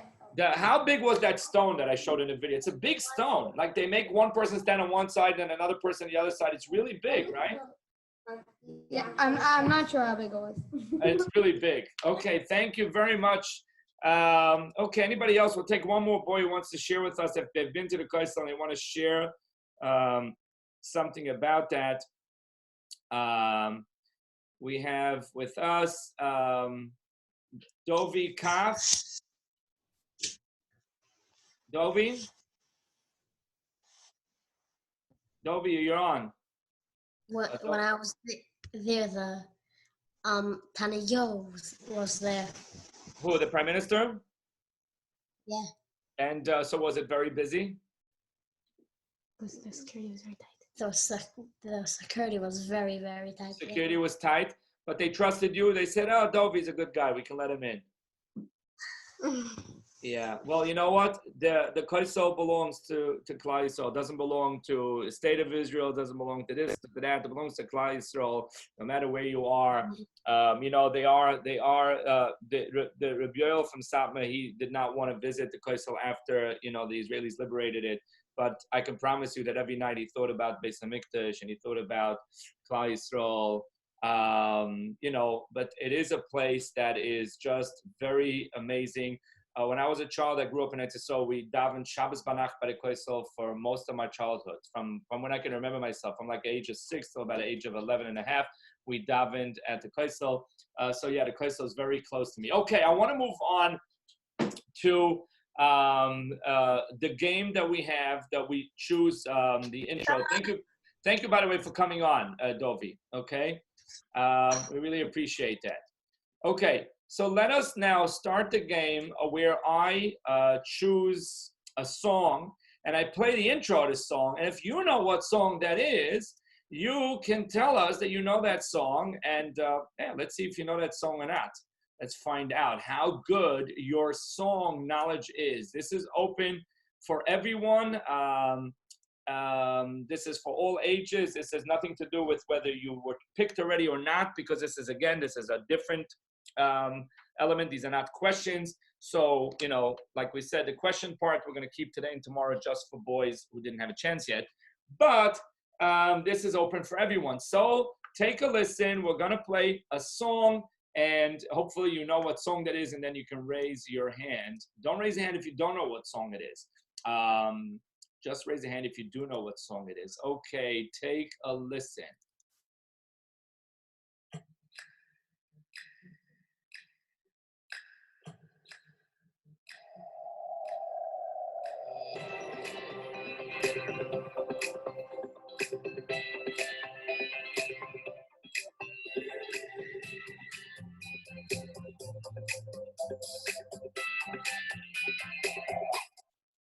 Okay, what song was that? If you know that song, raise a hand. We would love to see. Okay, let's pick. Okay, see this? I have no idea. iPhone X. I have no idea who that is. iPhone X, you're on. Who's iPhone X? This is iPhone X. Ari Cooperstein. I'm telling you something. Ari, do you buy the lottery? You got to go buy the lottery, because Bli Ayin Hara, I picked on you. You already won. I picked on you again. But look, you're on, and I didn't know it was you. Nobody can even say, hey, why you pick Ari Cooperstein again? I didn't know it was you. iPhone X. You know how many iPhones I have showing up over here? iPhone. Again, boys, I say if you name yourself, it'll be easier for me to remember. But okay, what song was that? What song? Mordechai Shapiro, 1 in a Million. Very good. That's right. Mordechai Shapiro, 1 in a Million. So, Ari, let me ask you, do you think you're 1 in a million? Yeah. Yes, you are. You know something? Here's an interesting thing. There is, if every Yiddish kind, if you were extra, you wouldn't be around. The Eibishter wants you here because you have something that you could do that nobody else could. That's the amazing thing. Sometimes boys, girls, children, or adults, they feel that they're not important because they don't have this talent. I don't know how to play basketball very well. I don't know how to do this. I don't know how to do that. And they feel they're unimportant. And guess what? If you weren't important, you wouldn't be here. They doesn't make no mistakes. So if you wouldn't be important, you wouldn't be here. So everybody's 1 in a million. It's not even 1 in a million, because I think there's over 6 billion people. 1 in a million. There's a lot of people in this world, and you're 1 in all of those. And you're 1 in all the people that ever existed. So you're 1 in trillions. And there's nobody before Ari Cooperstein and nobody after it. I mean, Yossi Cooperstein is great, don't get me wrong. But he's not Ari. He's not Ari. Ari is Ari, and that is extremely important. There is nobody like you. Okay, great for coming on. Thank you. And send regards to your brother. We're not going to do the whole thing again of trying to chase him around the house. Okay, let's go on. That was great. That was our first try, and everybody is 1 in a million. You have to remember that. You're not just 1 in a million. You're 1 in much, much more than that. Okay, let's do another song. We're gonna do another song, and let's see. Okay, are we ready for this other song? Let's lower all the hands. We have to lower all the hands. You have the guys who are makpid to raise their hands before we even start. Okay, we're doing the next song, and let's see.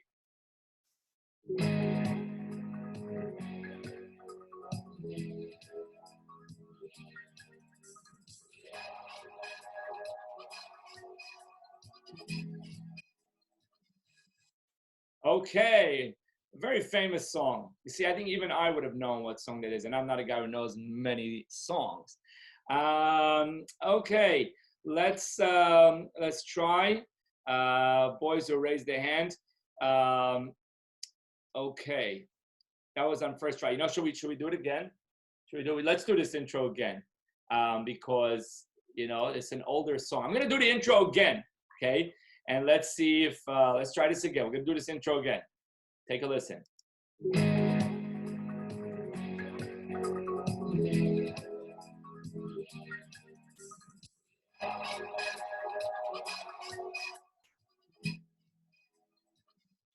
Okay, let's see. Okay, if you know what song it is, it's the time to raise your hand and tell me, wow, you know, this is where I can see it's an old song, because before, like, I had like 50 hands raised, and now there's like only about 15, 20. Wow, okay, that's interesting. Fishman Boys, you're on. Hey, Fishman, how are you doing? This is Fishman from Lakewood, okay? How are you doing there, by the way? Good, Hashem. Are you managing? Everybody's back from yeshiva, everybody's home? Yeah. Okie dokie. And everybody's getting along quite well, even though everybody's home? Yeah. Okay, what's the worst part about being home? There's no I'm a little bored. Are you a little bored? So maybe we should have the show all day. Do you think we should start the show at 9 o'clock and go till 9 o'clock at night? Why not? Why not? Because if we do a 12-hour show, it won't be so interesting. It's like, imagine there'll be ice cream all day. If there'll be ice cream morning, afternoon, supper, it won't be as interesting. So yeah, you don't want to have too much. That's the nice part. You want to have a little bit of everything. Does your cheder have like a hotline or something you're supposed to call? Yeah. Okay, and do you call it? Yeah. So what happens if you have a question? It's a live or it's a recording? Some are live, some are recorded. Oh, there's more than one, like different Rebbe's? Yeah. Oh, wow, that's amazing. So you get to do different things. You get to, so on the live ones, you get to ask questions. How do you ask questions? You have to press any buttons or you just start talking? *6. You have to press *6 and say your name. Oh, you have to press *6 and say your name. So it's fancy schmancy stuff. Okay, excellent. So I'm sorry. I mean, what song was this? I should have asked you before it flew out of your head. Do you know what song it is? Or you forgot already? Did you know which song it was when we picked up, when I took you on? No, I think so. I'm not sure exactly, but I forgot already. You forgot? Should we play it again? Let's play it again, just a little bit. I feel bad. We'll play this again. It's not fair. I kind of schmoozed you out of it, and then for all you know, this was, you know. So, okay, let's do this again. You listening?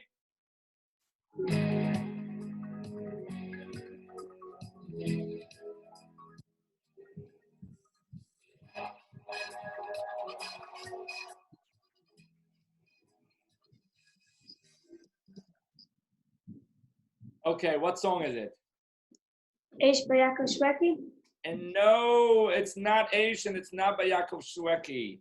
But I'm so glad that you raised the hand, because then I get to see you. See, now you made my day just a tiny bit better, seeing your great smile and your new glasses. You didn't have these glasses in the summer. So awesome. Okay, good to see you. We're gonna mute you now, and let's find somebody else. Okay, we got Moshe Tesler. Tesler, you're on. Oops, sorry. Where's Moshe? We just have a couch. We have somebody. Somebody raised their hand. Okay, maybe not. Maybe the couch raised their hand. Okay, let's mute this one. Let's go to somewhere else. Let's see. We got Yishai Framowitz. Yishai, where's Yishai? Yishai, you're on. Benny Friedman, Tamaru. I'm sorry, how are you, Yishai? What's the song? Benny Friedman, Tamaru. Benny Friedman on the tape Tamaru, but what's the name of this song? The name of the song is not Tamaru. The name of the song is, starts with an M. Asher. Close, you're so close. It's on Benny Friedman's Tamu tape, but it's not Tamu. What is the name of the song? What is the name of the song? You're so close, Yishai. You're so close. Look, there are only 10 songs on that tape, so. No, it's not coming to mind? What do you say? Okay, you know what, Yishai, I gotta hand it to you, Yishai. We're gonna add you to this list over here. You know, as somebody who, because you were close enough, Yishai Framowitz. But I'm gonna call on somebody else who can tell us exactly what song. What is it? Have a hint? No, a hint. It starts with an M. M as in Mary, as in Moshe, as in Malachim, as in. Yeah. Yeah. Okay. Yishai, you made it in. Yishai, let's pick somebody else over here who might know it. Okay, we have somebody here. I don't even know who they are. I just picked them. It says, I have a story. Oh, hi. How are you? You're back on. You have a story. Okay, good. But what's the name of the song? I don't know. I wanted to say I have a story. Oh, but we already moved on from the story part. But it's good. We see your smile. It was Nobody worth it. said a story. What is it? Nobody said a story. They just said that word. So you have a story about the Kaisel? About Israel.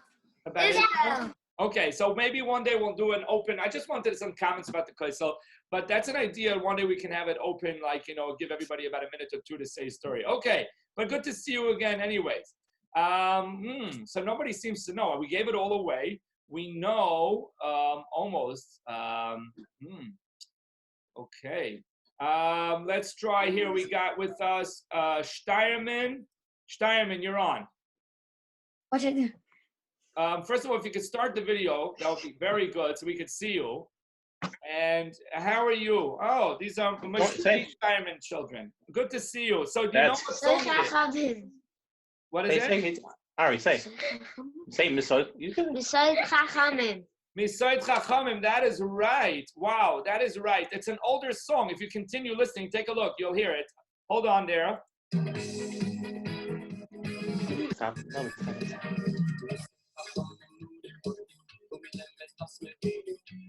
That's the one. Now, when it came out, actually, it was a big hit song. That was like all the camps made their song out of it. Like, you know, if we would have had Chaim Brown and the Chaverim staff back in the day, they would have made a song out of this, but he wasn't around then. So you got it right. Okay, so which one do I write down? Because I see two smiling faces. Ari Stein. Ari Steierman. Ari's the one who got it right? Yeah. Okay. So, Ari, what happens if you win a gift certificate? What are you giving your... Who's Ari, by the way? Me. You're Ari. What happens if you win? What are you going to do? Are you going to spend all the money on yourself, or are you going to give your brother a little bit? I'm going to share. I don't know. You don't know. Huh? First, let's cross one bridge at a time. First, let's win, huh? Yeah. Yeah, that makes sense. Okay, good. Well, you know, I'm rooting for you. But I put your name down. That was very good. Thank you. Thank you. Thank you, and thank you for coming on the show, okay? Keep on smiling, okay? You daven Yom Kippur Cotton together with all of us today? Yeah. Yeah. Awesome. Wasn't that awesome that we can connect, even though we're far, we're close, right? That's what the power of the Siddim are. Okay, Gewaldig, thank you for coming on. And let us move on. Okay, oh wait, how do I mute them? I can't even see them up here. Okay, I got it. There we go. Let's move on. We got to know, we have some time. Yeah, we got time for another song, maybe two, because then I want to do a throwback for week 7 in camp. Okay, let's do another song.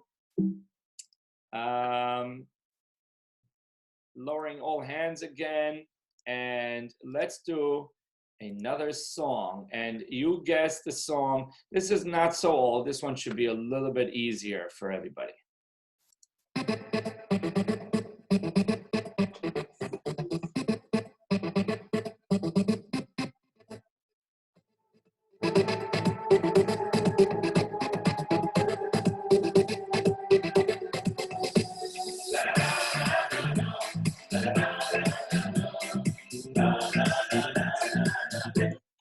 Okay. We gave it deep into the song. You should easily know this answer. You should easily know this answer. Okay. Chaverimboyz, you're on. We can't hear you. Chaverimboyz, what's going on? Your sound is not on. Okay, I don't know why. I can see you and I unmuted you, but then once in a while, sometimes you have to enable the sound on your end. So, Gaval, they're trying to say what singer it is and they can't tell me what singer it is because they sound, oh, Gaval. Try to see, make sure that you unmuted your sound over there, that you enabled sound. Okay, wait a second. Okay, you're on, you should be on. No, we can't hear you. Okay, let's try to figure this out. Do you know how to use the chat? If you know how to use the chat, then type it. I'm going to read it. Right on the chat, tell us what song it is. Okay, we got a whole team. The whole Sulfur team is one big happy team there. MS, very good. That's MS. It's true, it is MS. And who's the composer? Wait. We're waiting.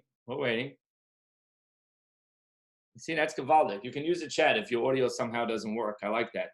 That's Gavaldik. By Shmili Unger. Very good. That is true. It is MS by Shmili Unger. Now, here comes the big question. Who do we enter? Is it big sister, big brother, or junior brother? All three? So you're going to have to give me the names, okay? Let's do names one at a time. Start with the oldest sister.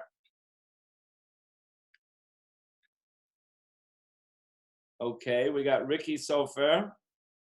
Okay, that's one. And then we got Ari Sofer, and we got Moshe Sofer. Why do you do it by that order? Isn't Moshe older than Ari? No? Oh, okay. Okay, I mixed it up over here. Okay, I thought, oh, Lipa, wait. Ari Sofer, who's Ari? There's no Ari. That was a mistake. Okay, Moshe and Lipa. Okay, very good. Okay, I got this. There's no Ari. It's just Lipa Sofer and Moshe Sofer. Okay, good. No Ari. Yitzchak. Who's Yitzchak? Oh, I'm so confused. That's Yitzchak? Okay. And then there's Lipa. Who's Moshe then? Moshe is another guy? I only knew of two campers. Okay, good, not a problem. So we have, okay, let me get sure I got this right. We got Ricky Sofer, Lipa Sofer, Moshe Sofer, and Yitzchak Sofer. Oh, okay. I know now you're explaining things. I forgot. How can I say I forgot about him? Chas v'shalom, I forgot about him. You didn't have glasses when you were a camper, okay? You didn't have glasses, right? When you were a camper, you didn't have glasses. Okay, very good. Okay, awesome. You see, we got this figured out. Okay, we have time for one more. Thank you very much, Sofer Kids, for coming on. You are super Sofer Kids. Okay, I'm sure you heard this joke a lot of times. Super sober. Okay, let's move on to another one. We have one more song. Oh my goodness, I was going to share my story. Where did the time go? There's no time. Does time go so fast when you're in school too? I don't know, because it's flying the time. Okay. Let's do another song. This is going to be a very easy one. This is going to be easy, okay? So let's lower all hands and let's take an easy one right over here.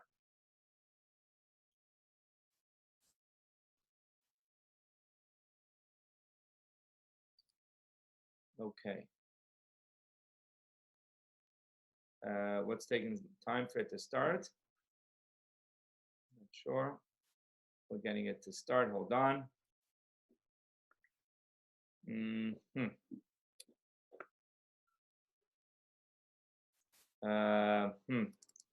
Doesn't want to start this one. Wait, we're trying to just get it to start and refusing to. Oh.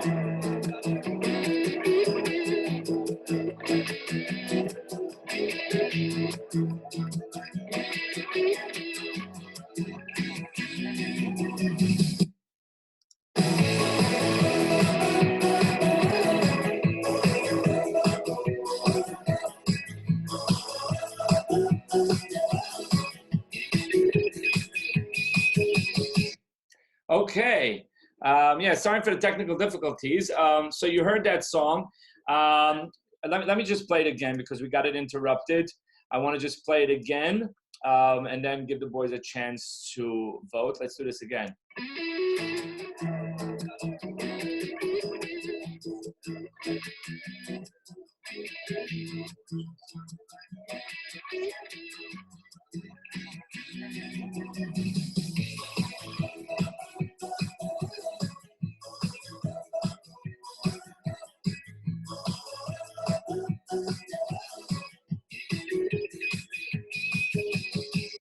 Okay, what song is that?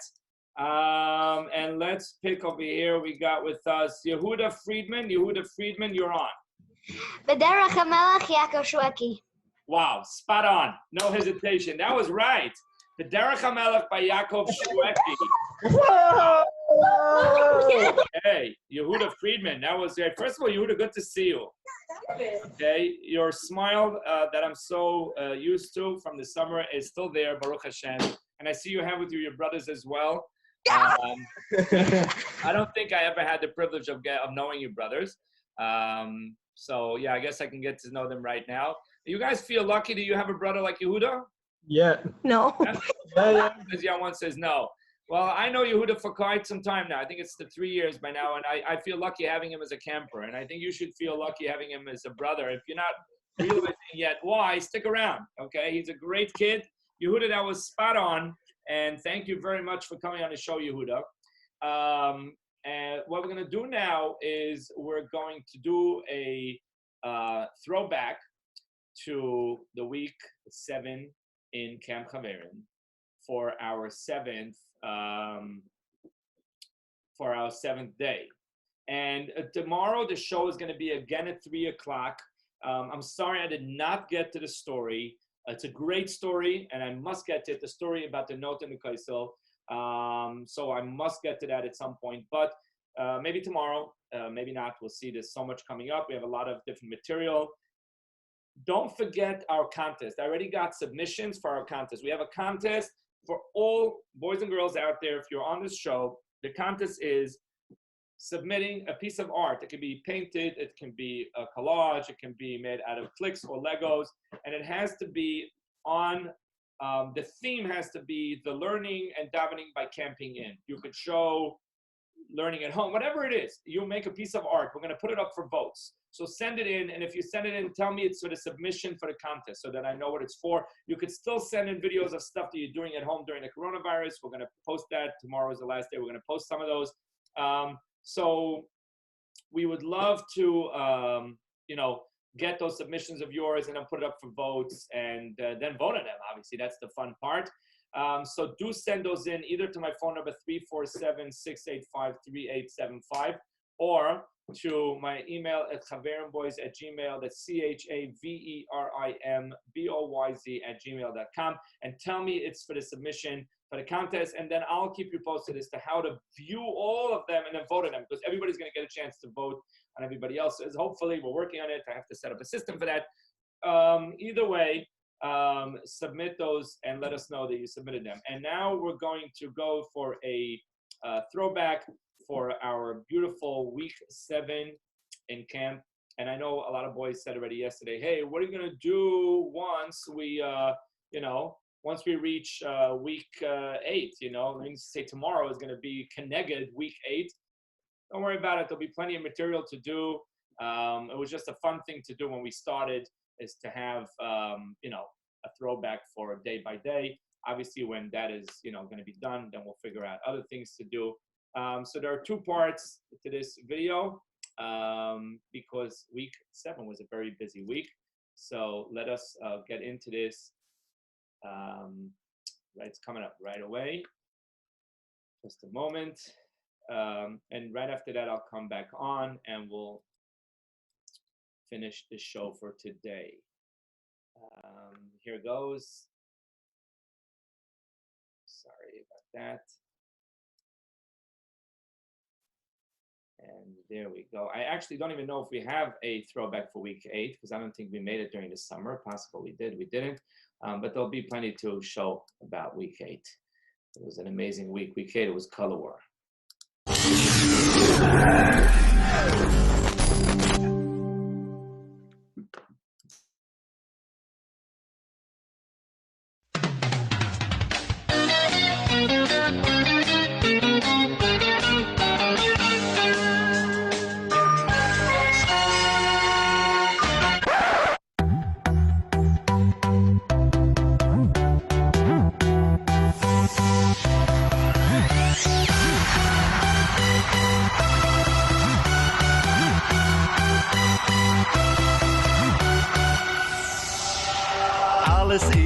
fin Himmel, Burich Hashem. Alles ist fin Himmel, Burich Hashem. Alles ist fin Himmel, Burich Hashem. Alles ist fin Himmel, Burich Hashem. Burich Hashem, Burich Hashem. Alles ist fin Himmel, Burich Hashem. Burich Hashem, Burich Hashem. Alles ist fin Himmel, Burich Hashem.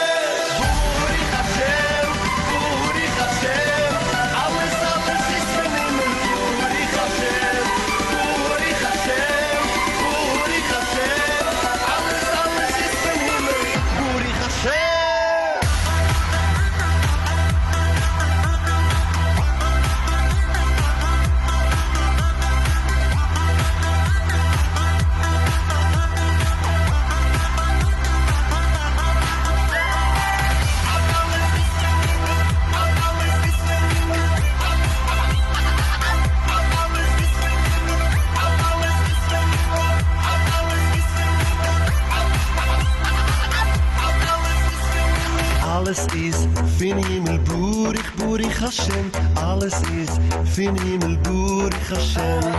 Alles ist fin Himmel, Burich Hashem. Alles ist fin Himmel, Burich Hashem. Burich Hashem, Burich Hashem. Alles ist fin Himmel, Burich Hashem. Burich Hashem, Burich Hashem. Alles ist fin Himmel, Burich Hashem.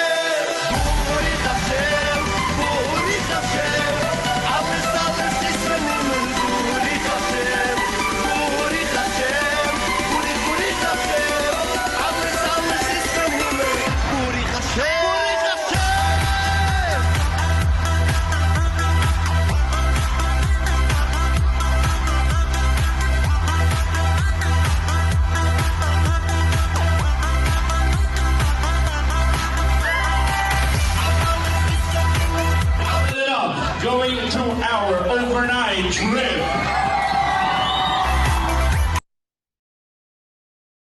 Wait, there comes a part 2 that week. For some reason, we did it in 2 parts, and the second part is about the overnight, like the Mayim Shalonu, only without the Mayim, just the overnight.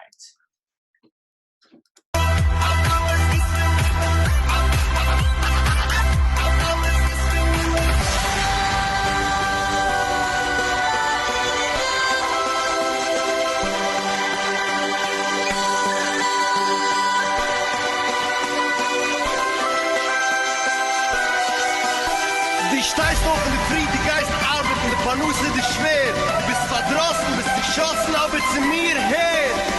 Wie hast du mich Spruch in der Heim, alle sind nicht gesehen. Lass mich in die Werte, no.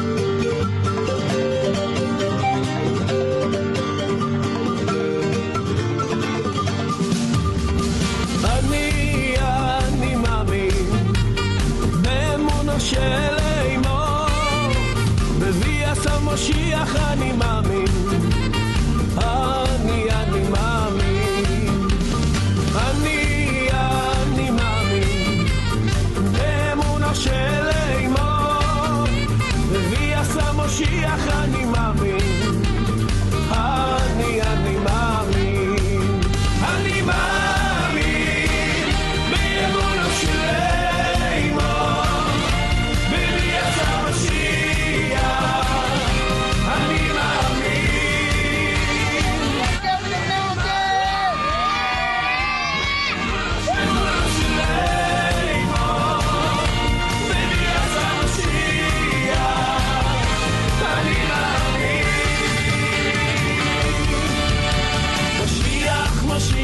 where are you? We're all waiting for you. Moshiach Mendoi bring you. Yovoi B'Goleinu. Moshiach, where are you?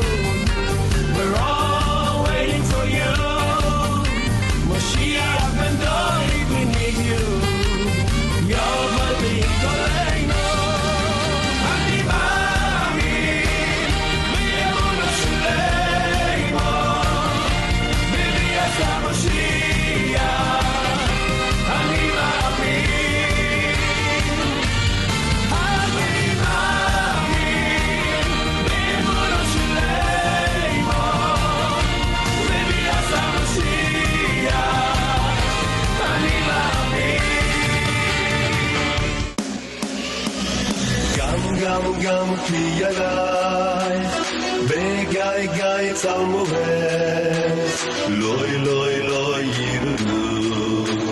כי יתו ימודי שיפתחו אם ישפתחו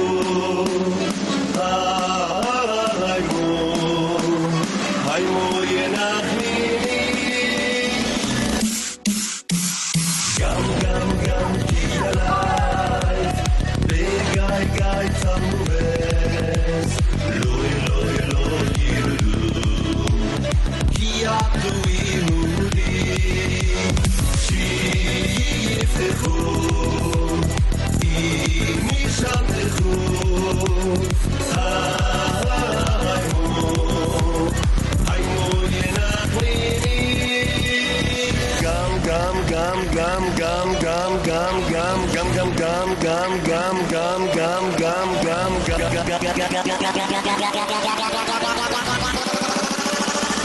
One, two, three, go!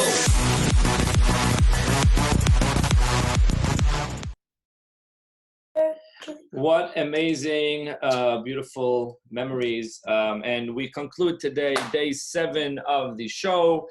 And it's been wonderful. It's been an honor and a privilege to have you boys all on. And we look forward. Remember, again, tomorrow the show is regular time, 3 o'clock to 5 o'clock, B'siyata D'Shmaya, with a lot of content coming up. And we love to hear your feedback. If you have ideas of what you would want to be, what you want to see on the show, you can have your parents text me. We love hearing from you. It's been an honor and a pleasure. Day 7, Chaverimboyz, camping in. Take 10 minutes to help at home now.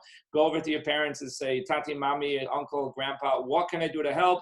Right now, 10 minutes. Your parents have been working overtime with having all the kids at home, and as much as you help, they can use 10 more minutes. So take 10 minutes and ask what you can do to help. Have a wonderful night and see you again tomorrow.